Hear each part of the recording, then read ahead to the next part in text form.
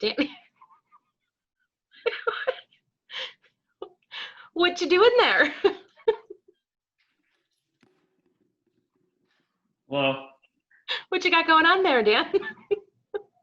I was looking for masks and I found a skull, so I figured that would make an appearance. It kind of looked like you.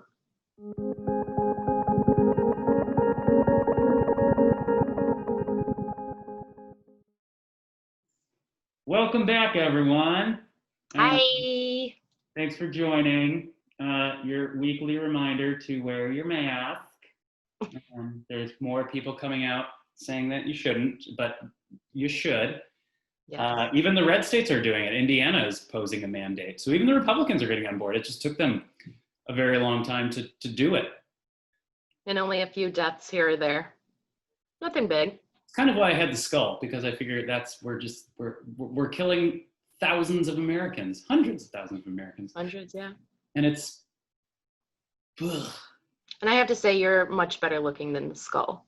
I definitely did not mean that. Thanks, I appreciate that. You're the reason I drink. That's very true.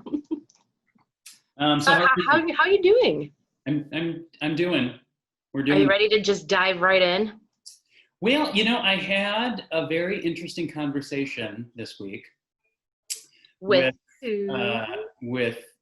one of our absolute favorite people, who we say that like we're best friends. No, I literally just talked to her this week, and her name is Dana Goldberg. I posted about it on our page. Yes.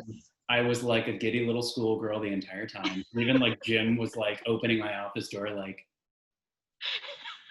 And then she's like, please tell your husband to come in and he can say hello. I'm like, okay. Yeah, that's great. Oh my God, it was amazing. She is a fabulous woman, and she's hilarious. She's genuine. She's smart. And it was just so fun. It was so fun. Oh my God. Well, we talked after, and I could just see the entire time we were talking, you had the biggest smile on your face. And it was just so great to see. It was amazing. And we were kind of trying to figure out the scheduling, and we were going back and forth because, this day worked, then it didn't, then this day worked, then it didn't. And I was like, you're the busy one. So like, whatever works for you, like, I don't, it's fine. And she goes, no, please, I need this. I need a break. I'm like, okay, and I'm here wherever and whenever. That's it. Yeah. You're just a genuine, just amazing person all around. I know, I love her. And funny. And she did say, I mentioned our Politiini, and she did say she would love to have a Politiini with us at some point. Whether she was just saying that to humor me so I didn't cry on camera, who knows? But we will follow up, and if it works, it works, and maybe she'll be a guest. Right? She does seem like a woman of her word, so. Yeah. Oh, she totally. Yeah. No, yes. Mm-hmm. Yeah. Yeah. So that was my my 2020. That I'm just gonna end 2020 now, basically. End it on a high note. That's it. I'm not even going to talk about my week because I'm just living on a high off of your week. Yeah. So I think we should just dive right in. We go from something so great, Dana Goldberg, but we do have to touch on some subjects that are going on right now. So I think it's a perfect time to just dive right in and obviously talk about COVID, which COVID-19 is still here. It's a pandemic. A lot of people don't want to talk about it anymore, but the U.S. has more than 4.3 million confirmed cases and over 148,000 deaths currently. And that's just in the U.S. Now we have worldwide, there has been more than 16.5 million cases and 655,000 deaths. And that's way too many people. With all of that being said, we have states that are actually failing us as an entire country. We have states that do not want to listen. And our number one, can you guess it? The number one state? Yes.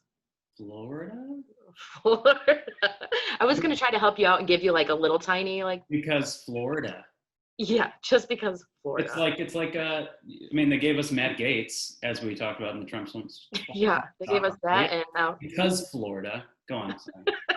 Because Florida, who has set the new single-day death record, and now they are actually, besides that, ruining baseball for us.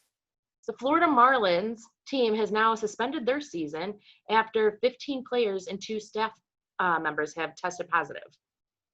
So it's gone even, they don't even take it serious. And then they want to, baseball's back and baseball players. And now they have 15 players that are testing positive and 2 staff members. And now they're just ruining baseball. They ruin everything for us, literally. Really interesting is sports. I don't sport. Okay. It was interesting to see that. I don't know how they're doing these games or pre-season, whatever they're doing, but they're doing something, and it showed that the players were actually taking knees during the national anthem, and I think at some point they left the field during the national anthem and came back, and it's almost if we haven't learned anything as a country, and by that I'm saying Donald Trump, because he was literally shaming them and villainizing them for doing just that. And so in 3, 4, 6 months, when we have more protests and riots going on, and they're like, why can't they just do it peacefully? It's like, they fucking did. They did. They've been doing that. Second time, and you didn't get it.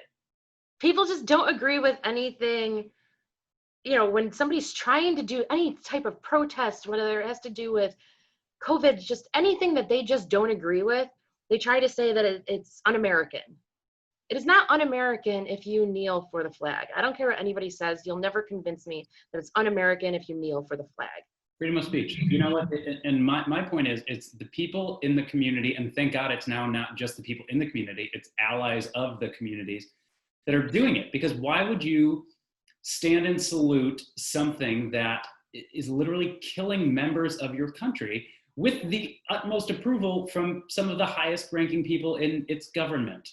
Clearly it's not working. It's like what we talked about last week. Like, the normal is not normal and didn't work for everybody. No. And so we need to acknowledge that and fix it. We do. Anyway, I'm done. Go on. Sorry. So on a heavier note, Florida's total death count is now at 6,100 American lives lost. And it's not going to be completely avoidable because it is a pandemic. But wouldn't you want to do as much as you possibly can to just save one life? That's why everybody should be wearing a mask. If you could do one thing to save one life, why would you not? It's not going to hurt you. After Florida, we have our next lovely state of Texas, where everything is bigger in Texas, and apparently so much so that their death rate is bigger than most states. Every 6 minutes and 16 seconds, someone in Texas actually dies from COVID. And let me repeat that. Every 6 minutes and 16 seconds, someone in Texas is literally dying from COVID, and they are not taking it seriously. And in Texas, they are sending people home because they don't have the resources. Yeah. And literally, they're picking and choosing who they could treat. And did you ever think in our lifetime, or anyone's lifetime, did you ever think in the United States of America, our hospital staff would have to literally sit there and decide on who they could treat? And they do that. They become nurses and doctors because they want to save lives. And now you're leaving it in their hands to decide who they're going to save. They didn't sign up for that. They're not prepared for anything. We have our government that, when this first started happening, it was praising nurses and doctors and, oh, they're the best things to walk the earth and they're saving people. Well, how come you haven't showed that? How come they don't have the proper equipment, PPE, nothing? How come they don't have this? And it's just sad as a country that we don't have this for our doctors. And it's sad that we're not having this conversation anymore. It was something so big in the beginning, and now it's just not talked about, or people don't want to listen to it anymore. And another thing, as Americans, you see that we have such a short attention span. We have a pandemic going on, and people see that people are dying, and they see that just families are being ripped apart. Some people have lost in the same family, a mother, a father, a brother, a sister. And just because it hasn't happened to you personally, those people don't care. It's like, unless it happens to them, then they'll be like, oh, okay, now I'll wear a mask. And it's like, what about just civility, like caring about your neighbor? Whether you believe in it or not, why are you not wearing a mask? Why do you not want to save somebody's life? We talked about this in comparison in terms of racism. It doesn't exist until you've actually experienced it, apparently. Right. And same thing with coronavirus or COVID-19. Apparently, unless it's impacted you, there have been literally like entire families or that have just died. Yeah. Like, and people just think, well, it hasn't happened to me, or I don't know anybody personally yet. And I have noticed, like, over, as time has gone on, you're hearing a lot more stories, and now it is getting closer and closer to home. Mm-hmm. Now you're hearing people that saying, oh yeah, my friend's family, or my cousin's family, or you do know somebody. It's like, oh, that was a great teacher I remember from grade school. They're no longer here. And speaking of teachers, you have teachers now that are put in this position because our government is failing us, and you have the president who is sending friends home from prison during a pandemic because COVID is running rampant there. So let's send your friends home. Let's cancel any rallies that we're having. They want to pick and choose like what they want to do, but then let's send kids back to school.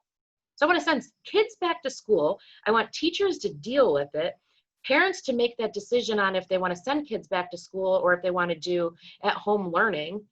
And now you have a whole system. There's no structure. You don't have a leader that's standing there saying, okay, I'm the president, I'm the commander in chief, so I'm going to make these decisions for the betterment of everybody else. So he makes no decisions whatsoever when it comes to COVID. It's leave it up to everybody else and good luck, send the kids back to school. And then you have some parents that are saying, well, my kids need to go back to school because of social reasons. They need to be around friends. They need to be around people. They're going to lose that. And I can understand that to a point because you don't want kids to fall behind, but it's for a short period of time. You're literally doing that for a short period of time during a pandemic that you are going to keep your kids home, just like everybody else should be kept home. And then you're just letting science catch up. That's all it is. You're not overwhelming the health system. You're not overwhelming nurses and doctors who now people are saying, oh, they're just checking every box. Every single person's dying of COVID. Has anybody ever seen a death certificate? If you have cancer and you're dying, and then you contract COVID, you have COVID, and you die from anything related to COVID, so say like your lungs, you literally die from, say, pneumonia, and it just changes. Well, I shouldn't say pneumonia, because we all know how death certificates were being checked off for pneumonia. But you have like COVID going, and people say, well, they just want to mark it off as COVID, but this person had cancer. Well, that person was still alive. They didn't die from the cancer. They died from getting COVID. Mm-hmm.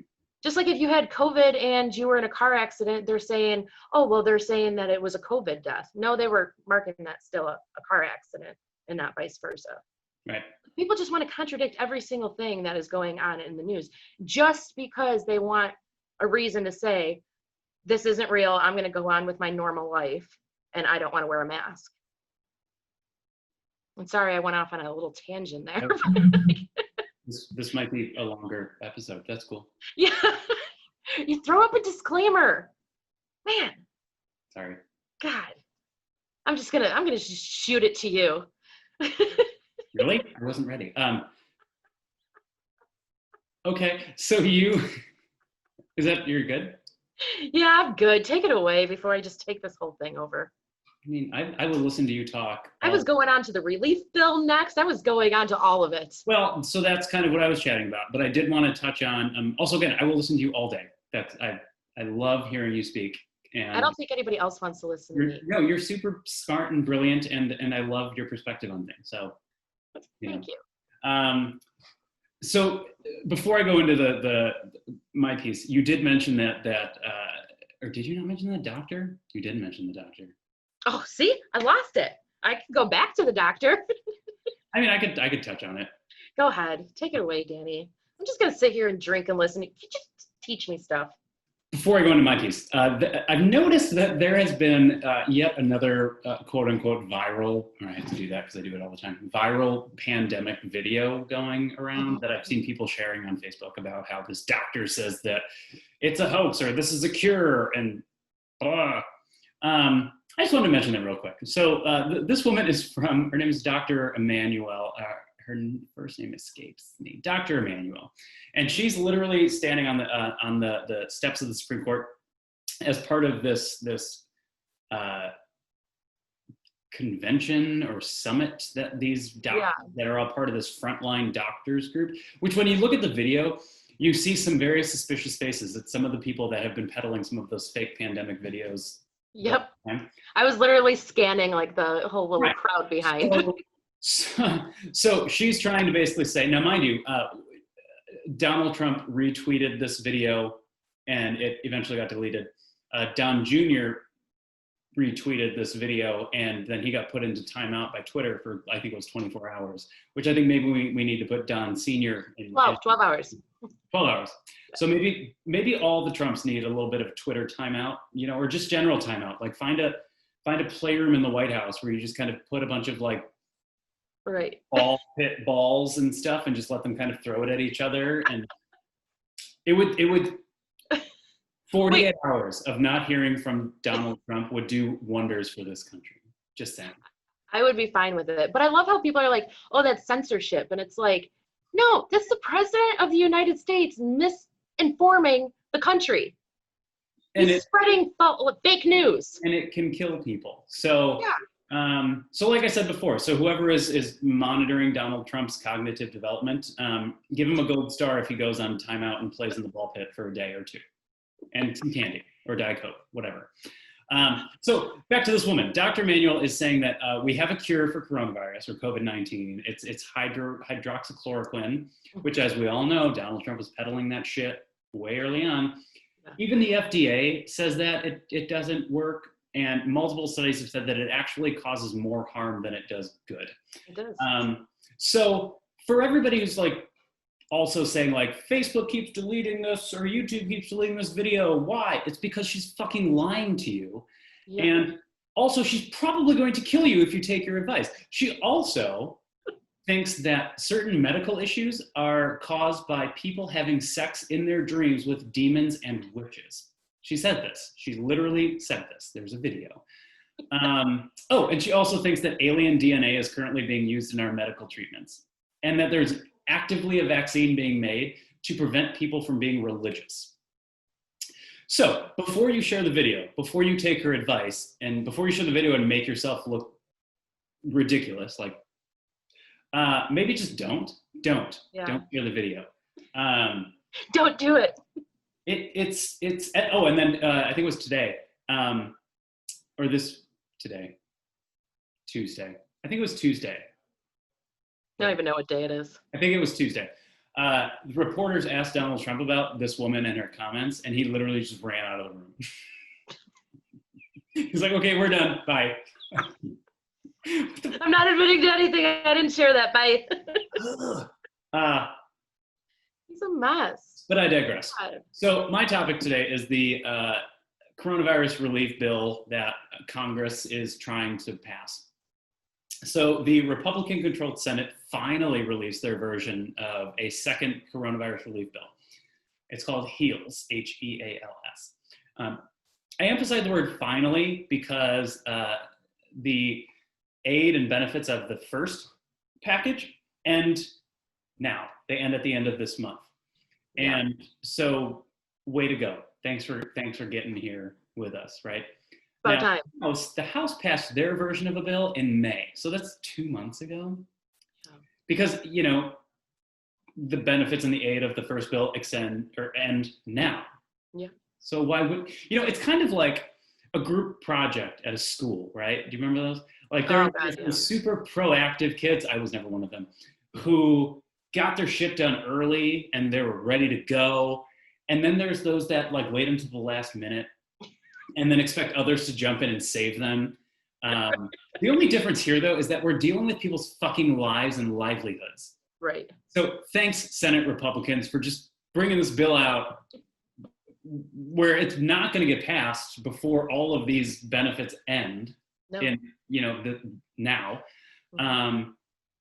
And I'm not saying that the first bill, the CARES Act, was perfect by any means. It was not. No.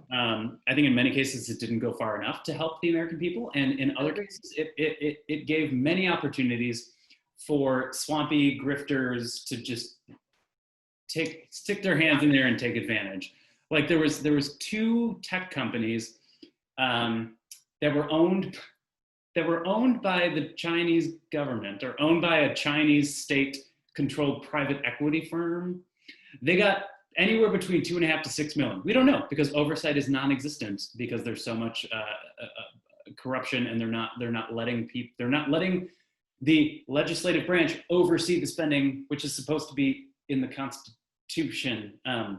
Yeah. Read it, people. Or there's the guy in Florida, because yes, it's fucking Florida, who fraudulently got $3.9 million in PPP loans, and then went out and bought a Lamborghini and a bunch of other expensive shit from stores in Miami Beach. He's being charged, so hopefully that happens. That's nice, at least. Right. So, but let's just take a quick look into kind of like what each party views as helping the American people, and we don't have to go very far when you look at the cost of the bill, right? So the House bill that was passed 2 months ago is it has like a $3 trillion price tag, okay? Which seems like a lot, and it is a lot.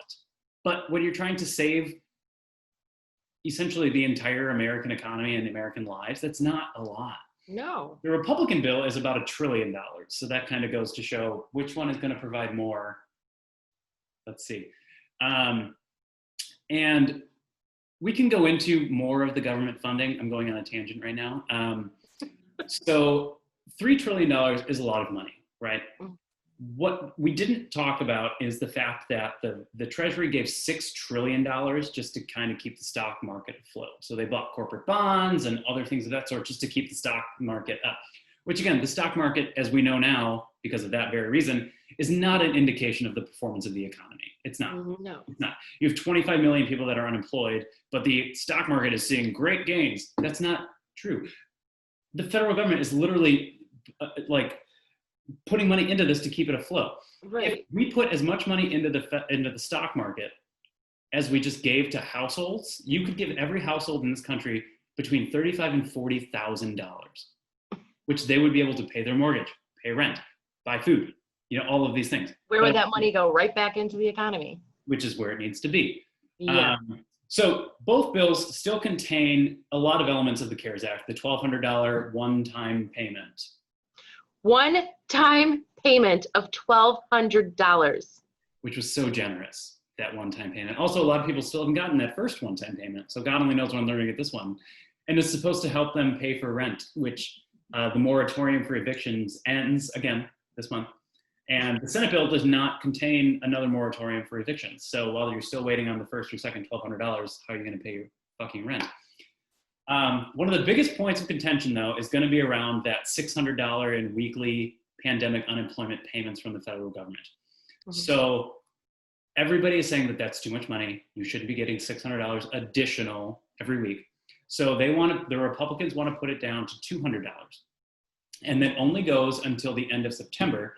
And then if and only if certain states can get their goddamn unemployment systems in check and process payments and applications properly and timely, then they will pay you 70% of your salary before you were laid off. I almost spilled my martini because I'm getting kind of fired up right now. Don't spill the drink. I know. Take a look at mine. So before you lose your job, which was done at no fault of your own, it was done because of a pandemic and also Donald Trump's horrendous fucking response to this pandemic because he's a failure. So this is at the point now in this part of the debate where we're going to hear like, oh, well, you're incentivizing people not to work. And by giving them that $600 a week, they're not going to want to go back to work. And there's actually a lot of data that shows that people that were able to go back to work went back to work and ditched making more, but they went back to work. Also, McConnell basically said we don't want to reward people for staying home. But what if you have to stay home? What if you have like pre-existing conditions and you can't literally go back to work where there's public interaction? Like, right. Shouldn't you be able to stay home safely, pay your rent, buy food, provide for your family? I don't get it. But let's say that's the case, which we discussed this before. If that is the case, if people think that they're making too much money on $600 a week, maybe we need to rethink minimum wage in this country because that $600 a week was calculated by somebody making $15 an hour and working 40 hours a week. Mm-hmm. So that translates into $31,200 a year. And now you have senators mainly Republican senators, who are asshat senators, I will throw in there, who are making $174,000 a year to do really nothing. They Absolutely haven't nothing. done much. And so those people who are making $174,000 a year to do nothing are saying that people making $31,000 a year are being overpaid. Also, your favorite boy toy, Mitch McConnell, makes $193,000 a year because he's some majority leader who. I'm gonna flip this desk. Please don't. So the House bill also gives $1 trillion to state and local governments whose budgets have been decimated by this pandemic. And those goes to fund things like hospitals, first responders, things of that sort. The Senate bill does not have any of that in it. It does say that they can. First responders. Right? So it looks like they're not that important right now. Right. It does say that they can take some money from the CARES Act and allocate it in a certain way, but yeah. The House bill also includes billions of dollars for schools to either reopen safely or do virtual learning. The Senate includes money for schools, but it's mandated that they need to open up physically. Otherwise, they don't get as much. Sounds like a little quid pro quo to me. Oh, Ukraine? Anyone? Also, the Senate bill also did work in private schools now get access to public funding. So that's cool. Which, hey, you know, they might need help. That's cool. But then you got to start kicking back in, pay taxes, pay water bills, pay property taxes. That's fun. Give us your money. The House bill also had a few things like student loan forgiveness, which I think is easily a thing. Because again, we can give $6 trillion to the stock market, but we can't forgive $1 trillion of student loan debt.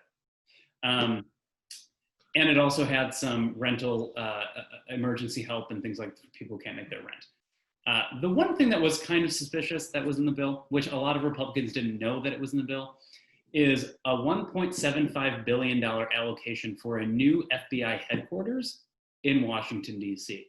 So a little bit of a backstory. Well, before that though, people really we can't buy groceries, people can't pay rent, but we're gonna build a new FBI headquarters for $1.75 billion. And why does that money have to come out of that? Why can't there be something completely different down the line? Mitch McConnell's credit, I don't give him much credit, but I'll give him this one. He basically said that he expects by the time this bill is in a final version, anything that's not related to coronavirus is gone. Student loan debt is very much related to coronavirus and the economic recovery of individuals in this country. So if they try to pull that shit out or anything else like that, they will play the games, right? So backstory on the FBI headquarters. It's old, it's terrible, whatever, we need to build a new one. It was going to be built in the suburbs, though. Gesundheit, or whatever. The new one was going to be built in the suburbs, which is fine. But it's interesting, the current headquarters is a block away from Trump's DC hotel, which prior to Trump's presidency was hemorrhaging money. They couldn't get anyone to fucking stay there. Mm-hmm. And now once he became president, though, all of these federal or foreign dignitaries, and they're all staying. They're buying out entire floors. It's making a shit ton of fucking money. So if this FBI headquarters gets torn down and relocated to the suburbs, there's this big plot of land a block away where Marriott, Hilton, somebody can go in and build. And there's the competition. So all you capitalists who are like, yay, competition, fucking hold your president accountable. And so it's mind-boggling, and I don't think it's going to happen, and it shouldn't happen. But it did come at the direction of the White House. So it's kind of funny how all of those things kind of play into a bill that's really just trying to get people to stay in their homes and feed their families and not die from a pandemic. But so that's where we're at. I don't know. So we're going to see how these deliberations happen and these negotiations. It should have been happening 2 months ago, but again, Republican senators just like to keep their paychecks and not actually work. I do think Democrats have the upper hand here, though, because they are really providing for the average American individual who is just looking for something. And we need to just keep referencing what other countries are doing. Sweden, Denmark, Germany, they're doing this right. New Zealand, fucking New Zealand. The Prime Minister of New Zealand was able to take a picture in a classroom full of kids because they've had 0 confirmed cases for the past several weeks. And we can't. Yeah. So I don't know. We'll see. I don't know. I mean, I'm hoping, Democrats get a backbone and they hold their ground. And Democrats really do need to step up too. Right. And they really do. we do come to the aid of the American people, and we take this shit seriously, and we can eradicate this virus if we do things right. I don't know. So I'm done. I'm all fired up now. I think I'm pitting out also, but I am too. I'm sweating. This is ridiculous. sorry. I'm over this. Yeah. Cheers. Well, this was fun. Thanks for everyone for joining. Cheers to Cheers. Politiini. Bye. Bye.